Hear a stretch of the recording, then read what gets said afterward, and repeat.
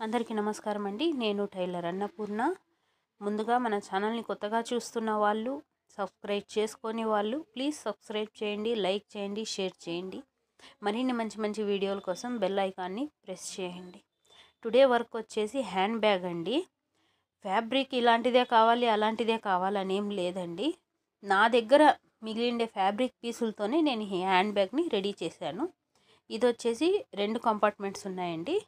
ఇది బయటది చూడండి, స్పేస్ చాలా వస్తుంది.